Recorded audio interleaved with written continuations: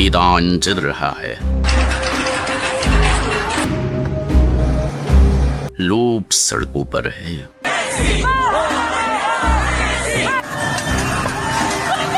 वजह है महंगाई। Iran's economy is struggling with inflation. Currency has plunged to a record low. और इस महंगाई का दोष किसे दिया जा रहा है? The anti-government slogans included "Death to the dictator," a reference to Ayatollah Ali Khamenei. Holding photos of Supreme Leader Ayatollah Ali Khamenei in acts of protest. अगर मैं आपसे ये कहूं कि जिस आदमी को वो सत्ता में लाने के लिए इतनी मेहनत कर रहे हैं, Campaigners on social media have been calling for the return of Iran's last crown prince. उस आदमी को उन्होंने नहीं चुना, बल्कि ये बाहरी ताकत में उन्हें उसे चुनने के लिए मजबूर किया है। Long live the Shah. It's a chant that has not been heard on Iranian streets for decades. But during the ongoing protests, it seems to be in vogue again. Iranian unrest, however, is the government. Its cabinet headed by 70-year-old Premier Mohammad Mossadegh, whose single purpose is oil nationalization.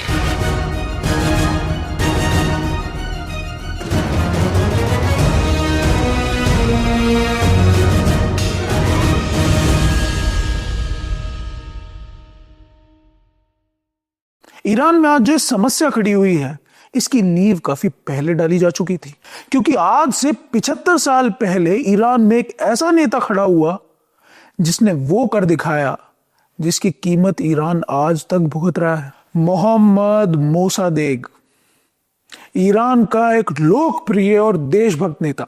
Iran के लोगों ने उन्हें सिर्फ प्रधानमंत्री ही नहीं बनाया था, बल्कि ईरान की जनता उनके लिए अपनी जान तक दे सकती थी। वैसे तो उस समय ईरान पर अंग्रेजों का सीधा शासन नहीं था, लेकिन अंग्रेजी कंपनियां ईरान को निर्मम तरीके से चूस रही थी और मोसादेग संघर्ष कर रहे थे।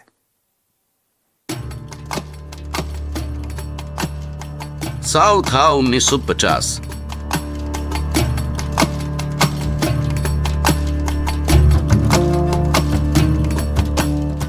ईरान के पास तेल का खजाना था, लेकिन ईरान के लोग भूखे थे, क्योंकि सालों से ईरान की दो सबसे जरूरी नसों को अंग्रेजों ने दबा कर रखा था।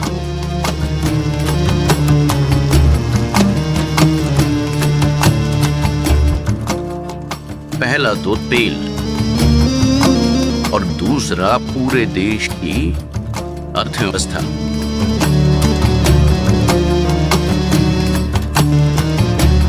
अंग्रेजों ने 1889 में ही ईरान के राजा को रिश्वतें देकर देश में केंद्रीय बैंक बना लिया। इंपीरियल बैंक ऑफ पर्शिया के नाम से चलने वाले इस केंद्रीय बैंक की मदद से अंग्रेज पूरे ईरान की अर्थव्यवस्था को अपने हिसाब से चला रहे थे। और तेल तो अंग्रेजों ने ईरान के राजा को सिर्फ 20,000 पाउंड और भविष्य में 16% की हिस्सेदारी का दावा देकर ही अपने कब्जे में ले लिया था।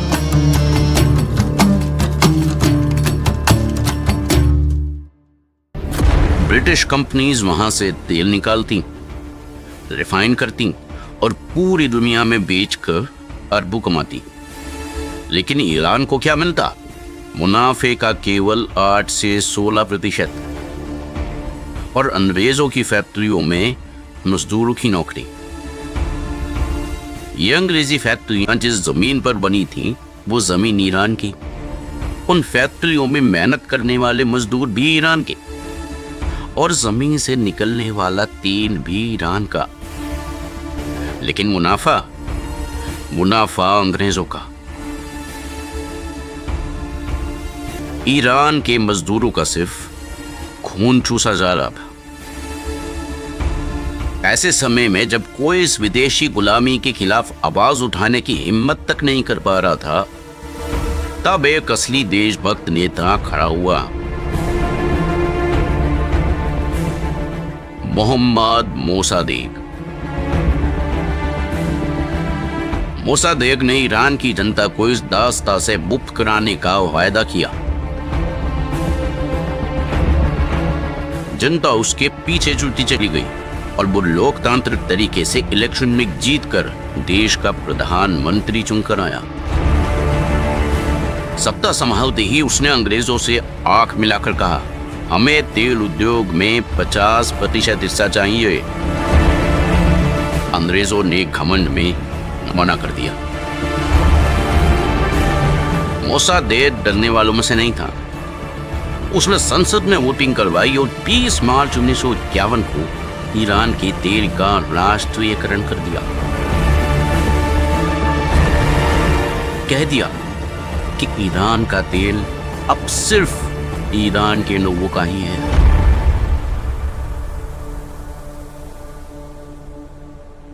यह घटना ईरान के इतिहास में इतनी महत्वपूर्ण है कि आज तक 20 मार्च को लोग एक स्वतंत्रता दिवस की तरह ही मनाते हैं। लेकिन ईरान का यह खुशी का दिन अंग्रेजों और अमेरिका से ज्यादा दिन तक देखा नहीं गया। उन्होंने अपनी चालें चलना शुरू कर दिया।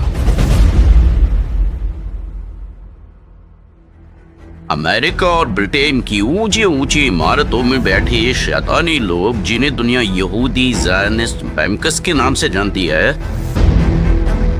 ईरान या दुनिया के किसी भी देश में शांति नहीं दिख सकते।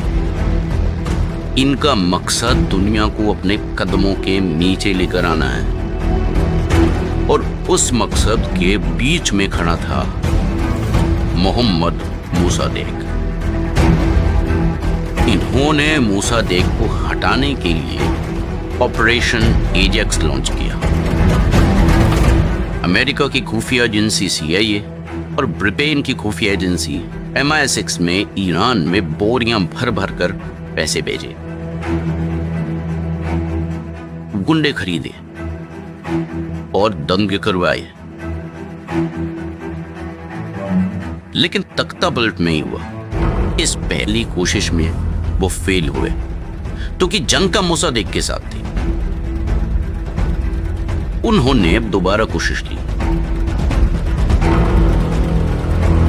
और इस बार वो सफल हुए।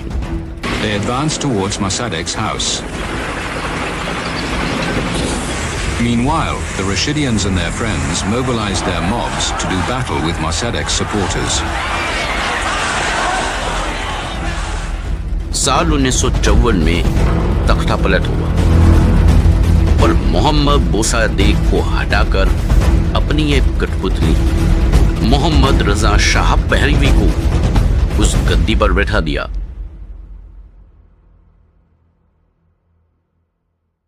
एक चुनी हुई लोकतांत्रिक सरकार को गिरा दिया गया और एक तानाशाह को उसकी जगह दे दी गई। पहलवी ने कुर्सी संभालते ही सबसे पहले अपने मालिकों को खुश किया। तेल का राष्ट्रीयकरण रद्द कर दिया गया और दोबारा उसी तरीके से ईरान की लूट की शुरुआत की गई। पिछली बार तो ब्रिटेन ही जिम्मेदारी पे रहा था। इस बार लूट की हिस्सेदारी में अमेरिका भी खड़ा था। 40% हिस्सेदारी अमेरिका को दी गई, 40% ब्रिटेन को, 14% रॉयल डच शेल को और 6% फ्रांस को। और ईरान के हाथ में क्या आया? 0। अमेरिका की खुफिया एजेंसी CIA और ब्रिटेन की एजेंसी MI6 ने जो तख्ता पलट करा था, ये कोई ऐसी गुप्त जानकारी नहीं है या फिर कोई एक कॉन्स्पिरेसी थ्योरी। ये एक फैक्ट है। आप विकिपीडिया पर जब इस तख्ता पलट की जानकारी देखेंगे तो वहां तक भी यही लिखा है।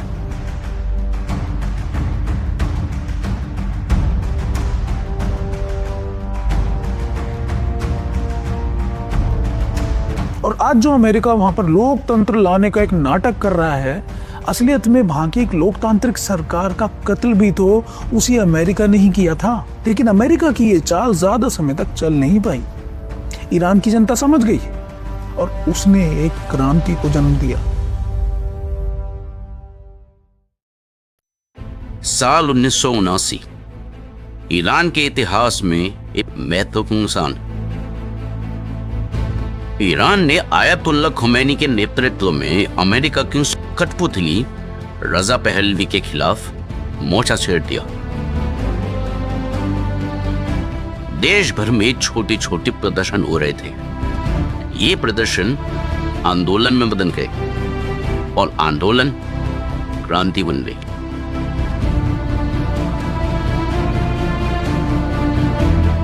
रजा पहलवी को देश छोड़कर भागना पड़ा और अब ईरान के नए शासक बने आयतुल्ला खुमैनी।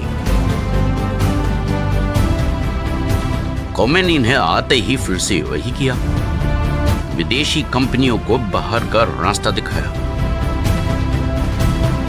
और कहा तेल हमारा है, डॉलर में नहीं बेचेंगे।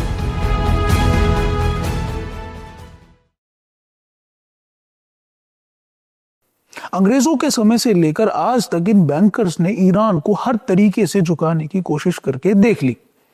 साम से, दाम से और यहां तक कि भेद नीति से भी कोशिश करके देख ली। साम से यानी कि बातचीत से करके देखा, कुछ दिन काम चला, फिर ईरान के लोग समझ गए। दाम से करके देखा, राजा को रिश्वतें दी, लेकिन तब भी लोगों ने विरोध कर दिया। फिर इन्होंने भेद से करके देखा, तख्ता पलट भी करवा दिया, तब भी ईरान की जनता नहीं मानी। तब जाकर इन बैंकर्स के पास बची आखिरी नीति, दंड। इन लोगों ने अमेरिका से कहकर ईरान के ऊपर दंड लगवाया, यानी कि टैरिफ और sanctions. To impose international economic sanctions upon Iran under Title VII of the United Nations Charter. Iran के ऊपर ट्रेड एम्बार्गो लगाया गया। अमेरिका ने सीधा कहा, जो ईरान से खरीदेगा वो अमेरिका से नहीं खरीद पाएगा। दुनिया के सारे देश अमेरिका के डर से ईरान से दूर हो गए। यहां तक कि भारत जैसा देश जो ईरान से अनाज के बदले तेल लेता था, उसे भी 2019 में अमेरिका की धमकी के बाद तेल खरीदना बंद करना पड़ा।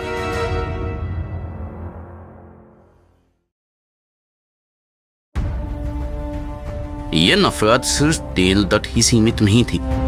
1992 और 1996 में उन कंपनियों पर सैंक्शन लगा दिया गया जो ईरान को किसी भी तरह की तकनीक देंगी, और उन कंपनियों पर भी जुर्माना लगाया गया जो ईरान के तेल उद्योग में 180 करोड़ रुपए से ज्यादा लगाएंगे। तेल जैसे इतने बड़े उद्योग में 180 करोड़ रुपए कितने होते हैं? मतलब एक तरीके से पूरा बैन। ईरान पर एक और सैंक्शन लगाया गया, जिसमें वो नए हवाई जहाज या उनके स्पेयर पार्ट्स भी नहीं खरीद सकता था। इसका हर्जाना ईरान के लोगों ने कैसे चुकाया? ईरान के लोग आज तब 40-50 साल पुराने प्लेन्स में उड़ने को मजबूर हैं। अमेरिका के सैंक्शन की वजह से 1960 से लेके अब तक ईरान में 217 प्लेन क्रैशेस हुए हैं, जिसमें 3177 बेगुनाह लोग मारे गए हैं।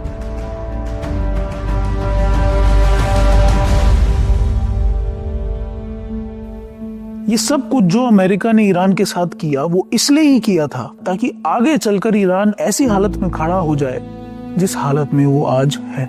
जो काम वो सेना की मदद से या फिर तख्ता पलट करवा कर नहीं कर सका, उसने वो काम प्रचार से कर दिया। उसने आप लोगों को इस सोचने पर मजबूर कर दिया कि ये जो आपके देश की हालत है, ये आपके देश के नेताओं की वजह से है। अमेरिका और इजराइल तो चाहते ही हैं कि इस भागा दौड़ी के बीच में आप बस एक गलती कर दें, और वो एक गलती है गलत नेता को चुनने की गलती। और कमाल की बात यह है कि ईरान के लोग वो गलती करने जा रहे हैं। लोगों को यह लग रहा है कि ईरान अपने नेता की वजह से बर्बाद हुआ है, और अगर हम इस नेता को हटा दें तो ईरान की हालत सुधर जाएगी। और हटाकर बिठाएंगे किसको? Reza Pahlavi. ये रजा पहलवी उसी मोहम्मद शाह पहलवी का बेटा है जिसे CIA ने मोसादेक को हटाकर गद्दी पर बिठाया था। रजा पहलवी खुद इस बात को जानता था कि अमेरिका, इजराइल और ये यहूदी बैंकर्स कितने ताकतवर हैं और वो क्या कर सकते हैं। You think the Jewish lobby in the United States is too powerful for the interests of Israel? I think so. Why would the President of the United States pay attention to that lobby? They are strong. Strong in what sense? They are controlling many things. Controlling what? Newspapers, medias, Your Majesty. banks, finances, and I'm going to stop there. अगर ये सत्ता में आया तो Iran की पूरी अर्थव्यवस्था को अमेरिका के निवेश के लिए खोल देगा। अमेरिकी और पश्चिमी देशों की लुटेरी कंपनियां उसी तरह ईरान को नोच नोच कर खाना शुरू करेंगी जैसे पहले खाती थी।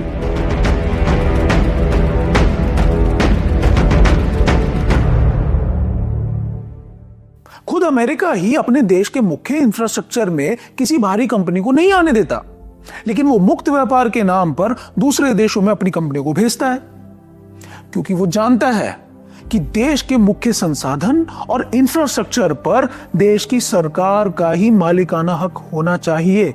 मेरे ईरान के भाई बहनों, मैं आपसे बस इतना कहना चाहता हूं कि अगर आपको गुस्सा आ रहा है तो वो गुस्सा जायज है, लेकिन इस बार नेता चुनने में गलती मत करना।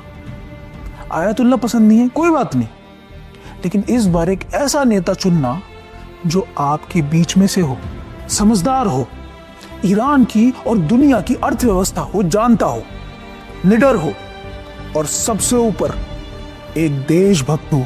और अंत में मैं बस इतना ही कहना चाहूंगा कि मेरे भाइयों, हार मत मानना। उस समय को याद करो जब 1890 में अंग्रेजों ने आपकी जमीन को छीनना चाहा था तो आपने विरोध कर दिया और उन्हें पीछे हटना पड़ा था। याद कीजिए मोहम्मद मोसादेक जैसे देशभक्त को जिसने ईरान और ईरान के लोगों के लिए अपना जीवन लगा दिया। और याद कीजिए इतिहास के उस महान फारस देश को जिसमें एक से बढ़कर एक प्रतापी राजा हुए, जिन्होंने इन अंग्रेजों और यहूदियों को बारंबार हराया था। याद कीजिए उस पर्शिया को